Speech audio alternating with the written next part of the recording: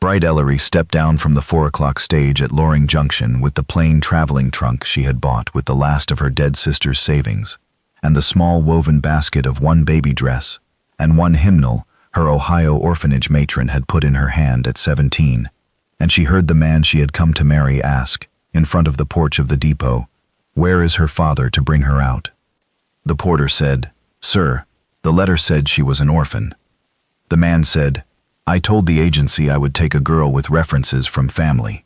I did not tell them I would take a girl with no family at all. A woman without kin has nobody to write for her character. Send her back." Bright Ellery, 24, thin, brown-haired, in a plain gray traveling dress, stood on the boards with her trunk between her feet, and did not, for the first 3 seconds, understand that she had just been sent back, on the strength of not having a father. She said quietly, "Sir, I have my orphanage matron's letter of character in my basket. It is a plain, honest letter. I have 3 of them. Miss Bassett of the Bassett Home for Orphaned Girls, Miss Peterson of the Ohio School Board, and Reverend Pohl of the Second Presbyterian at Zanesville. Would you consider them?" The man, Reese Ostler, 32, prosperous farmer, said, "Ma'am, a girl who leans on the words of her orphanage matron leans on hollow words. I want a girl whose father can vouch for her. I do not want a girl the orphanage got rid of. Take the return stage. I will pay half of it, not all." He turned. He got up on his buckboard. He drove away. Bright Ellery stood on the boards. A voice at the freight rail said, "Ma'am." She turned. A rugged, tall blacksmith in a plain wool coat and a leather apron was standing at the freight rail with a folded newspaper under his arm. He was 37. He was sun-brown. He had gray at the temples. He had a small silver ring in his left ear, from a whim of his younger self he had never taken back. He said, "Ma'am, my name is Ches Vardaman. I run the smithy across the street. I heard the whole of what Reese Ostler said to you, because Reese Ostler speaks in the voice he uses.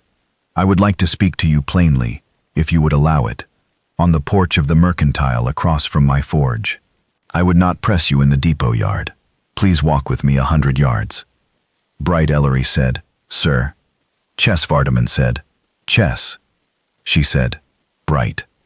He picked up her trunk. He set it on his shoulder. He walked her across the street to the mercantile porch. He set the trunk down. He sat on the porch bench. He gestured for her to sit. She sat. He said, "Bright, I am unmarried. I am 37. I have a small smithy of 11 years standing, and a small clean cottage on the smithy grounds, and a plain, honest reputation in this town. I am asking you plainly whether you would consider marrying me at the courthouse this afternoon. If you would rather not, I will pay your stage fare east in full, without any obligation, and I will drive you to the boarding house tonight, so that you may have a plate of supper and a bed. If you would rather marry me, I will take you to the courthouse at 3:30 this afternoon, and we will marry, and you will move into the smithy cottage tonight, and Reese Ostler will hear about it by supper, and will, in his private way, understand that he was a fool. Please answer at your leisure." Bright Ellery looked at Ches Vardaman. She said, "Ches, why are you offering?" Ches said, "Because I heard him say no family to a girl whose family had died. I do not have a family either. My father died at Chickamauga. My mother died the following winter. I have been alone since I was 11. I know the sentence he used. I would rather be married to a person who knew that sentence than a person who did not. That is my honest answer. It is not a romance in the ordinary sense. It is a plain, honest offer. Take a moment." Bright Ellery said, "Ches Vardaman." He said, "Yes." She said, "I do not need a moment. Please take me to the courthouse at 3:30. Ches said, "Yes." The county judge, old Pilgrim, who had married 2,000 couples and had heard, in his day, every plain, honest story a country judge could hear, married Ches Vardaman and Bright Ellery at 3:30 on a Wednesday afternoon in April. Judge Pilgrim's wife, Mrs. Pilgrim, 64, stood witness for Bright. Ches's older apprentice, a boy of 19 called Hoke, stood witness for Ches. The judge said the vows plainly. Bright said, "I do," in a plain, steady voice. Chess said the same. Judge Pilgrim wrote, in the private margin of his register at the back of the courtroom that evening after all his business was done, "This one held, I believe. She had good eyes." Chess drove Bright to the Smithy cottage at 4:30 in the afternoon in his own Smithy cart. He carried her trunk in. He showed her the small cottage, 3 rooms and a kitchen with a plank table and a good roof. He showed her the smithy itself, which was clean and orderly in a way she had not seen a smithy be. He introduced her to Hoke and to the 2 horses Chess had in the smithy paddock, Sable and Post, and to the smithy's black and white cat, Copple, who came to meet Bright and put her head against Bright's knee at once. Chess said, "Copple likes you." Bright said, "Copple is a person of taste." Chess laughed. It was a small, honest laugh. He said, "Bright." She said, "Chess." He said, "The east room is yours. The small back room off the mudroom is mine. Please do not be worried about that at any time. We will speak of it, or not speak of it, as it comes." Bright said, "Thank you, Chess." He said, "You are welcome." She kept the smithy cottage inside 2 weeks. She kept the ledger of the smithy inside 4. She fed Chess and Hoke a plain, honest supper each evening in the plank kitchen. She read the county paper aloud to them on Sundays. She wrote her orphanage matron in Ohio a plain, honest letter on the 3rd Sunday that said only, "Miss Bassett, I have married a good, honest blacksmith of 37 who was, I have discovered, an orphan himself. His name is Chess Vardaman. I would appreciate your prayers." Miss Bassett wrote back with plain, honest joy. Bright framed the letter and put it on the mantel. Chess Vardaman, who had been alone in his cottage 11 years, walked in from the smithy each evening in his leather apron and washed his hands at the pump and sat down at his own plank table and could not, for weeks, remember what the cottage had felt like without her in it. Reese Ostler heard about the wedding at supper on Wednesday of the following week. He said nothing at the mercantile because he had, at last, developed the small shame of a man who realized he had made a public fool of himself.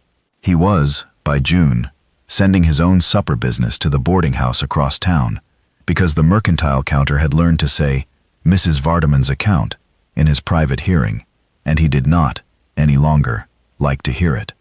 On the 2nd Sunday of August, Bright Ellery Vardaman said at supper, "Chess." He said, "Bright."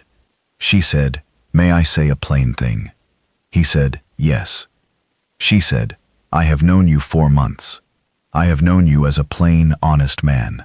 I have known you as a plain, honest household. I have not in 4 months once been sorry to sit at this plank table." He said, "Bright?" She said, "I would like to say plainly that I would like the east room to be closed and the west room to be shared, if it is welcome to you." Chess Vardaman set his coffee cup down. He said, "Bright, it is welcome to me. I have been meaning to ask. I have not asked because I did not want to press you in the first 4 months. I have been prepared to wait 4 more, and 4 more after that if you needed. It is welcome to me." Bright said, "Then it is welcome to both of us." They finished supper. They shared the west room from that Sunday. 2 years on a warm September evening at the Vardaman Smithy cottage, Bright Vardaman sat on the porch step with Chess beside her and their small daughter Bassett, named for Miss Bassett of the Bassett Home for Orphaned Girls, spelled with 1 T out of a plain, honest sense of proportion, asleep against her chest. Bassett was 10 months old. She had her mother's brown hair and her father's dark, quiet eye. Copple the cat slept on the porch board beside them. Chess said, "Bright." Bright said, "Chess." He said, "Miss Bassett wrote today. She sent a small pair of knitted booties for Bassett." Bright said, "Send her 3 jars of my peach preserves and a small paragraph of thanks." Chess said, "I have. I put them on the 4 o'clock stage." Bright said, "Good." The smithy fire was banked for the night. Sable and Post were quiet in the paddock. Hoke was in the small bunk room at the back of the cottage teaching himself Greek at the age of 21, which was a new development that was, in Chess's private view, entirely Bright's fault, because Bright had left a Greek primer on the plank table the previous January, and Hoke had picked it up and had not, since, put it down. Chess said, "Bright." Bright said, "Yes." He said, I want to say a plain thing. She said, say it. He said, when Reese Ostler asked at the depot boards, where is her father to bring her out? He meant to shame you. He shamed himself. He also, at exactly the same moment, told me that the woman on the boards had no father, and that I was the only man on those boards who knew what that meant. I have thought about that Wednesday afternoon at 4 o'clock every evening for 2 years, Bright. I want you to know that. It was the plainest miracle of my whole life. That is a large word. I am using it. Bright Vardaman kissed her husband's temple. She said, Chess, it was a plain miracle of mine too.